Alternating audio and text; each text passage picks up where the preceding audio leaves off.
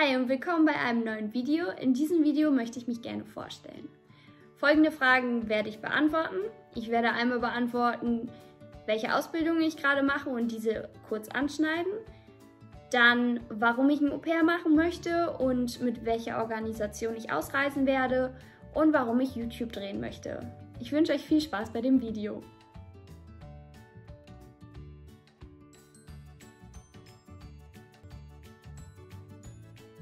Ich bin Elaine, ich bin 20 Jahre alt und wie im vorherigen Video vielleicht schon gehört, bin ich zurzeit in meinem Anerkennungsjahr in meiner Ausbildung zur Heilerziehungspflegerin und arbeite zurzeit im zweiten Lebensraum in einer Werkstatt für Menschen mit Behinderung. Zweiter Lebensraum ist quasi für die Leute, die Hilfe angewiesen sind und herausforderndes Verhalten zeigen. Aufgrund von Corona war ich nicht nur im zweiten Lebensraum tätig, sondern habe auch für 1,5 Monate in der Produktion ausgeholfen. Dadurch konnte ich den Bereich auch ein bisschen erkunden. Meine Ausbildung geht 3 Jahre und es gibt 2 verschiedene Formen dieser Ausbildung. Es gibt einmal berufsbegleitend, wo man, ich meine, 2 Tage die Woche zur Schule geht und die anderen 3 Tage in der Woche arbeitet. Und dann halt auch an einer festen Stelle arbeitet, also 3 Jahre dieselbe Einsatzstelle. Ich habe mein erstes Praktikum auf einer Wohngruppe in einer anderen Einrichtung vollendet und mein Oberstufenpraktikum habe ich auch im zweiten Lebensraum gemacht, aber in einer anderen Gruppe und auch in derselben Einrichtung. In der Oberstufe schreibt man dann quasi die Abschlussprüfung und hat somit schon mal den ersten Teil der Ausbildung fertig. Wenn man damit fertig ist, kann man sich schon einstellen lassen und danach arbeiten, aber dann ist man halt nicht staatlich anerkannte Heilerziehungspflegerin oder staatlich anerkannter Heilerziehungspfleger. Genau, deswegen gibt es noch ein Anerkennungsjahr und nach diesem Anerkennungsjahr kommt das Kolloquium und die Leistungsnachweise, die man halt erbringen muss, und danach ist man staatlich anerkannter Heilerziehungspfleger. Heilerziehungspfleger heißt übersetzt, wenn man das auseinander nimmt, heilen. Also heilen von bestimmten Krankheiten zum Beispiel. Natürlich brauchen wir die Hilfe von einem Arzt, aber wir tun das Beste, um unseren Leuten Bestellungen zu geben und zum Beispiel Wunden zu heilen. Erziehung in dem Sinne ist einfach nur, dass wir pädagogische Tätigkeiten vollenden.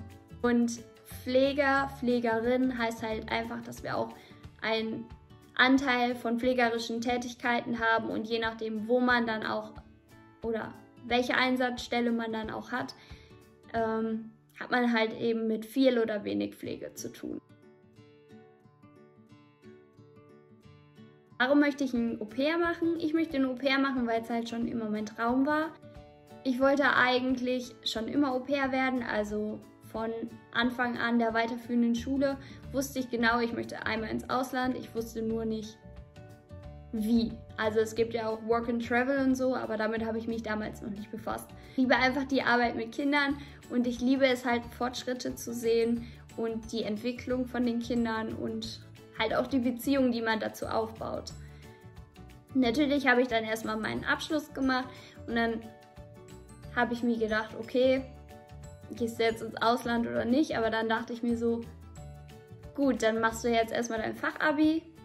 Dann habe ich mein Fachabi im Gesundheitswesen und Soziales gemacht und da habe ich halt auch meinen Freund kennengelernt. Wir sind jetzt schon über 4 Jahre zusammen und dann dachte ich mir, okay, dann machst du jetzt kein Au-pair, du bist ja in einer festen Beziehung und das funktioniert sowieso nicht. Also habe ich den Traum quasi wieder verdrängt und dann habe ich erstmal meine Ausbildung angefangen zur Heilerziehungspflegerin. Genau. Und ja, der Traum war halt immer da und der ging halt nicht weg und dann mehrere Nächte drüber geschlafen, möchte ich das machen, möchte ich das nicht machen. Und letztendlich bin ich jetzt im letzten Jahr und ich habe gesagt, ich mache das. Wenn ich das jetzt nicht mache, dann mache ich es nie. Dann bin ich im Berufsleben drin und verfestigt sich halt alles. Und dann geht man halt nicht einfach mal wieder für ein Jahr raus und sagt, okay, ich bin da mal weg, ne? Ich gehe ins Ausland und dann mal schauen, wie es weitergeht. Deswegen mache ich das halt jetzt direkt. Ich habe auch viel mit meinem Freund darüber geredet und ja, wir versuchen es natürlich. Und wir unterstützen uns halt auch gegenseitig. Aufgrund meiner Ausbildung bin ich halt auch ein Professional Au pair. Ich werde mit Apex Social ausreisen. Mir war die Organisation vorher nicht bekannt. Also sie wurde mir erst bekannter gemacht, als eine ehemalige Apex Social Teilnehmerin in unsere Schule gekommen ist und uns quasi Einblicke in ihrem Au-pair-Jahr als Professional Au-pair gezeigt hat und vorgetragen hat. Und dann dachte ich mir so, okay, dann gucke ich mir das einfach mal an und lasse es mir nochmal durch den Kopf gehen. Und dann dachte ich mir, okay, ja, eigentlich möchtest du es auch, aber auf der anderen Seite halt nicht. Und dann hatte ich halt noch Zeit, mir das zu überlegen. Ich meine, da war ich Ende der Unterstufe, als sie gekommen ist. Oder Anfang der Oberstufe. Ja, auf jeden Fall ist Apex Social eine Organisation, also eine gemeinnützige Organisation zur Förderung des kulturellen Austauschs, wie halt auch andere Organisationen, und der Weiterbildung von Sozialfachkräften in den USA und in Australien. Und das hat man beispielsweise bei den anderen großen Organisationen nicht. Als Fachkraft, also klar, du kannst ein Professional Au pair machen, aber du bist halt in dem Sinne nicht genau darauf geschult. Es gibt ja auch bei anderen großen Organisationen wie IFS und ich meine Culture Care die Variante Professional Au pair, aber da ist es halt meines Erachtens nicht darauf mega krass geschult, dass du als soziale Fachkraft ins Ausland gehst und dort dann noch Therapien mit den Kindern, zum Beispiel Kinder mit Special Need, also Kinder mit Behinderung, dabei begleitest und neue Therapieansätze kennenlernst und halt ein Jahr lang das, was du gelernt hast, anwenden kannst. Ja, genau, deswegen habe ich mich für diese Organisation entschieden. Die gibt es auch noch nicht so lange wie die ganzen anderen Organisationen. Also Apex Social wurde im Jahr 2008 gegründet und ich glaube, die anderen Organisationen sind schon wesentlich älter. Ich habe, wie gesagt, vorher nichts von der Organisation gehört, aber da sie halt auch extra für Fachkräfte ist und ich nachher ausgebildet bin, nach meinem Anerkennungsjahr, habe ich mir gedacht, dann fahre ich damit weg, um dann nochmal einen schöneren Lebenslauf quasi zu haben und meine gelernten Sachen anwenden zu können.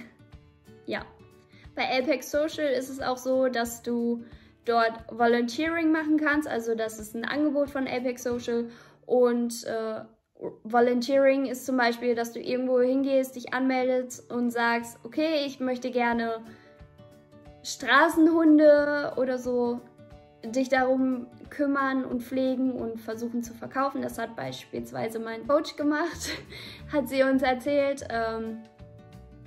Ja. Oder du kannst für Obdachlose Essen ausschenken, du kannst bei der Schule der Kinder oder im Kindergarten Volunteering machen, zum Beispiel Feiern vorbereiten, Kuchen backen, Vorlesestunden oder sowas halt. Also du kannst richtig viel damit machen und das kommt halt auch nochmal gut im Lebenslauf, wenn du dir sowas bescheinigen lässt. Genau. So, warum mache ich YouTube überhaupt?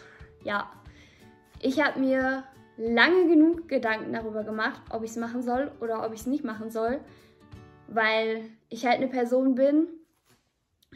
Früher war es halt so, dass du halt immer wegen allen Sachen ausgelacht wurdest, was du gemacht hast, nur weil du dann das gemacht hast, was vielleicht andere auch wollten, oder das gemacht hast, was andere einfach nur lustig fanden, weil viele machen sich über YouTuber lustig.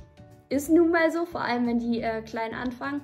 Aber ich mache es halt dafür, dass ich meine Momente und Erinnerungen einfangen kann und mir diese nach dem Jahr anschauen kann.